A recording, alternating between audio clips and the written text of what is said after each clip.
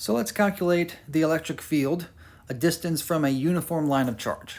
All right, so let's draw our line right there. And this line extends, well, up to infinity and down to infinity. All right, it has a certain charge density, lambda, charge per unit length. Remember, lambda is for a line of charge. Linear, lambda, line, lambda. And so what we want to do is use Gauss's law to try and more easily estimate the electric field at a distance, say, r away, right? R from it. So what we do is that we draw this Gaussian surface around our line of charge, right? And this is cylindrical symmetry, so we have to choose a Gaussian cylinder. And we want to make this cylinder such that it's centered on this line of charge. Thus, all of both sides, in other words, are the same distance away. And we'll call that lowercase r, right? The radius of our Gaussian cylinder, okay? On all sides of our surface, we can write down the differential area, the vector, that's normal to the surface at all points.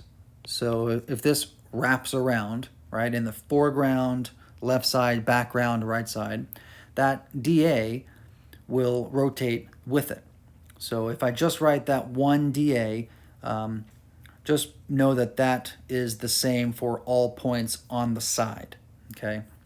So that's normal to the surface, and the dA on top points up, and the dA on the bottom points down. Okay? All right, what next? Well, let's write out Gauss's law, right? Gauss's law is the closed integral of E dot dA, right? Closed integral for this being a closed surface. And that's equal to the charge enclosed, so charge in or charge ENC as some texts have it, over the constant epsilon naught. All right, this is Gauss's law. Write this down every time. Okay. All right, so if this is a line of charge, that means it has the electric field pointing away from it at all points. So I'm just going to write one electric field. I'm going to draw that, oh no. There we go, blue. I'm going to write that right there. All right, that's the electric field. And yes, it does point to the left as well, but we're only worried about, well, one of them, okay? All right, if that's the electric field, which of the areas or which of the sides of the cylinder will have a non-zero flux? Right? If you said the sides, you're right. Right? The sides around here will have a non-zero flux. The top and bottom electric field will kind of skim the top and bottom. Right? Since it's going this way and this way, it's not going into or out of the top or bottom face. So that flux is zero. So it will penetrate out of the sides, right there and over there. All right, so E dot dA, right? Writing down or evaluating the dot product, we have the magnitude of the electric field, that's E for right now. The magnitude of dA, well, we don't really know that quite yet. That's what we're trying to find. We want to write down the area of this total cylinder, okay? And so we can pull the electric field out, and now we have a closed integral of dA. And that's equal to the charge enclosed. Well, what's the charge enclosed? How can we relate that to what we know in the problem? Whoops. We have a charge density, which relates to charge. So let's solve for this lambda. Let's solve that for Q. I'm going to do that down below. So I'm going to change it to a lowercase. Is the charge density times L, right? And so now, regardless of which differential bit of this line we choose, we will always have it in terms of charge, Q. So the Q enclosed is now lambda L over epsilon naught.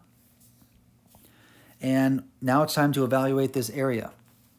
Okay, the area of a cylinder, right? Well, 2 pi r L, right? We don't need the area of the top and bottom face because that is not experiencing a flux.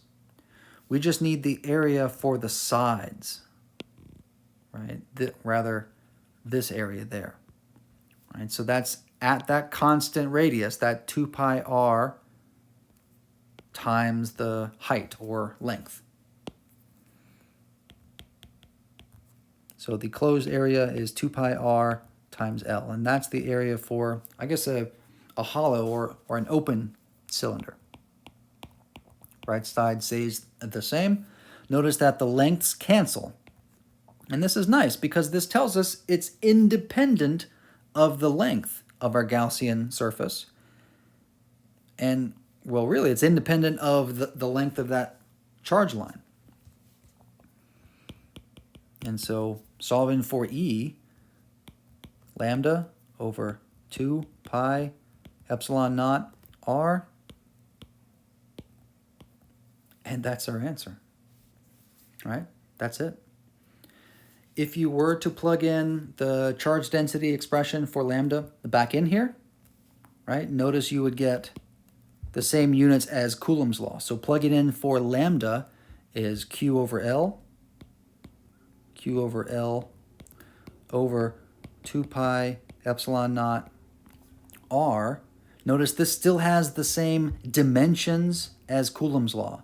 It's a charge, well, I'll write it like this, charge divided by, well, the units for epsilon naught, so we'll do that, times a distance squared. All right, so the Coulomb's law, the units check out, and this is our answer for the electric field at a distance r from a uniform line of charge.